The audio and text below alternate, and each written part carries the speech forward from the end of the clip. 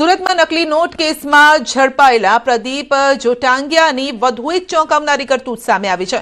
તાજેતરમાં તેની કેટલીક જૂની તસવીરો વાયરલ થઈ રહી છે, જેમાં વાઘના ચામડાના સિંહાસન પર બેસેલો નજરે પડે છે। આ તસવીર સામે આવતા ફરી એકવાર તેની ગતિવિધિ અંગે ચર્ચા તેજ બની છે। માહિતી મુજબ વર્ષ 2018માં આ મામલે વન વિભાગમાં ફરિયાદ નોંધાઈ હતી, જેના આધારે ગાંધીનગર અને કામરેજ વન વિભાગની ટીમોએ દરોડા પણ પાડ્યા। જો કે તે સમયે દરોડા દરમિયાન વાઘનું ચામડું મળી આવ્યું ન હતું અને ટીમ માત્ર નિવેદન લઈને પરત ફરી હતી। હાલ વાયરલ થયેલી તસવીરોના આધારે ફરી તપાસ તેજ કરવામાં અને એ તપાસ વધુ સઘન કરવામાં આવે તેવી માંગ।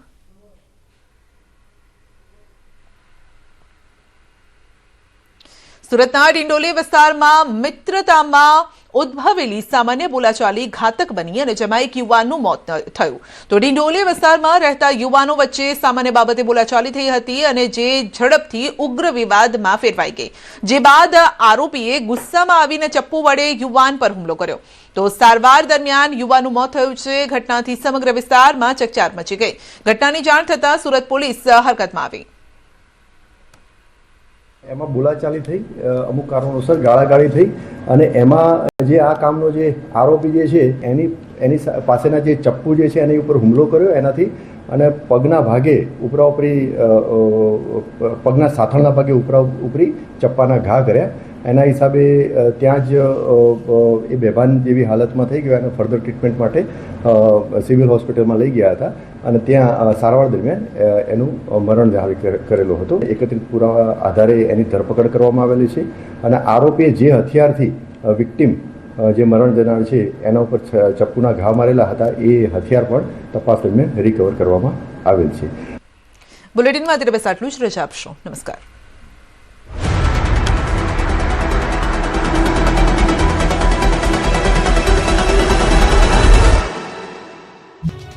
કાળઝાળ ગરમી વચ્ચે જય માતાજી જય ચામુંડા માતાજીના નાદથી ચોટીલાનો ડુંગર ગુંજી ઉઠ્યો। હજારો માઈ ભક્તોની આસ્થા સામે સુરેશદાદાનો તાપ પણ ઝૂકી ગયો। તેમ ચોટીલાના ડુંગરની પરિક્રમા કરવા લોકો ઉમટી પડ્યા। ચોટીલા ખાતે બિરાજમાન ચામુંડા માતાજીના જયકારા સાથે પરિક્રમાનો પ્રારંભ થયો। દૂર દૂરથી ભક્તો ચામુંડા માતાજીના દર્શન અને પરિક્રમા માટે પહોંચ્યા। ભક્તોએ માતાજીના દર્શન કરી ધન્યતા અનુભવી। ધર્મ જાગરણ સમન્વય તેમજ ચોટીલા ડુંગર પરિક્રમા સમિતિ દ્વારા ચોટીલા ડુંગર પરિક્રમાનું સતત 6ઠ્ઠા વર્ષે આયોજન કરવામાં આવ્યું। ચોટીલા નવગ્રહ મંદિરથી નાના પાળિયાદ રોડ થઈને ખોડિયાર ગાળા અને કબીર આશ્રમ થઈ ચોટીલા ડુંગર તળેટીમાં 6 કિલોમીટરની ડુંગર પરિક્રમા પૂર્ણ થઈ। પરિક્રમાના રૂટના ભક્તો પાણી માટે, છાશ માટે, શરબત તેમજ પરિક્રમા પૂર્ણ કર્યા બાદ ચામુંડા માતાજી ટ્રસ્ટ દ્વારા મહાપ્રસાદની પણ વ્યવસ્થા કરવામાં આવી। સમગ્ર માહોલ ચામુંડા માતા કી જયના નાદ સાથે ગુંજી ઉઠ્યો।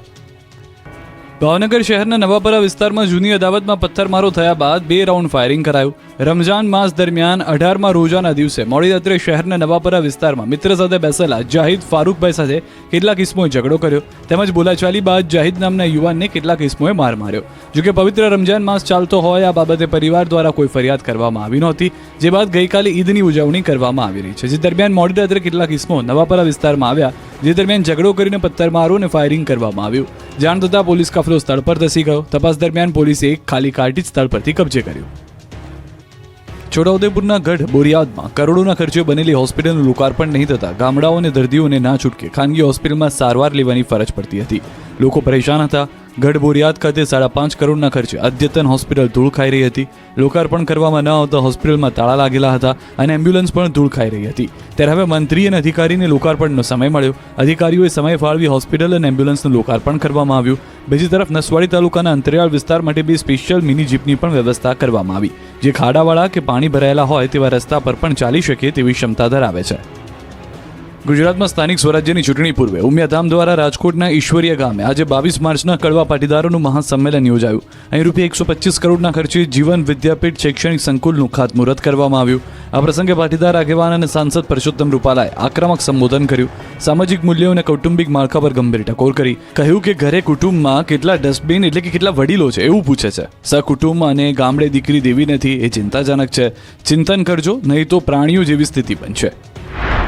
શર્મ સાથે મને કહેવાનું મન થાય, શબ્દો જે સંભળાય છે ને એને સાંભળતા આપણને એમ થાય કે આ શબ્દો આવે છે, કેટલા ડસ્ટબિન છે એવું પૂછાય છે। What is this? ખૂબ ગંભીરતાપૂર્વક ચિંતન કરજો। સમાજ જો ચેતી નહીં જાય તો પ્રાણીઓની જે દશા છે ને એની દશાથી નજીક આપણો સમાજ સરકી જશે. આટલેથી જ પરસોત્તમ રૂપાલા અટક્યા ન હતા. મોંઘા લગ્નો પર કટાક્ષ કરતા કહ્યું કે લગ્નમાં ખોટા ખર્ચ અટકાવવા માટે હવે સમાજમાં કડક બંધારણની જરૂર છે. સાથે જ કહ્યું કે ગીધ નજરે જુએ એવી ફેશન આપણા સમાજની શોભા નથી. અંગ પ્રદર્શન થાય એવા ડ્રેસ કોડને પ્રમોશન આપવું જોઈએ નહીં. ધ્રોળની અંદર તો કહ્યું હતું કે ધ્રોળના વડીલોએ 65માં બંધારણ બનાવ્યું છે. 65ની અંદર તેથી વડીલોને ખબર હતી કે બંધારણની જરૂર જોઈએ, હોવું જોઈએ. હવે અત્યારે આપણે સર્વ રીતે સુખી થયા છીએ. માતાજીના 1000 હાથ આપણી ઉપર છે એમ કહેવાનું મન થાય એવો સરસ સમય છે.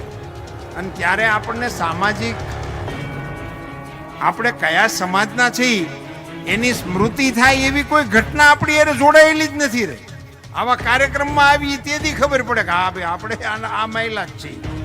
અને આમાં તો ઘણાય છે, ના આપણા વરામાં ના આપણા ખરામાં. હવે આપણને એવું લાગતું જ નથી કે આપણે આનું કંઈ માનવું જોઈએ, એવું કશું છે જ નહીં. એવો સમય હોવાને કારણે આપણે નવેસરથી આપણા પ્રસંગોનું ઇવેલ્યુશન કરવું જોઈએ. તો લગ્ન અને મરણના પ્રસંગોમાં બદલાયેલી સંસ્કૃતિ પર દુઃખ વ્યક્ત કરતા રૂપાલાએ કહ્યું કે પહેલા મહિલાઓ લગ્નના ગીતો ગાતી, હવે બધું કોન્ટ્રાક્ટ પર ભાડે આપી દીધું છે. બહેનો, તમને કોઈ દિવસ એવો વિચાર આવે છે કે આવા સુંદર મજાના સ્વર્ગ સમા આપણા જે વ્યવહારો હતા એને હાવ માઇનસ કરીને બેસી ગયા છે? તમારા ગીતોની હલકથી લગ્ન શરૂ થતા હતા, ગીત તમારા મંગલ ગાનથી શરૂ થતા હતા. એને વરરાજાને ગણે બેહારે ન્યાથી તે એક પ્રસંગના ગીત તમારા ગીત વગર પ્રસંગ હાલતા નહોતા. આપણે 100% ભાડા ઉપર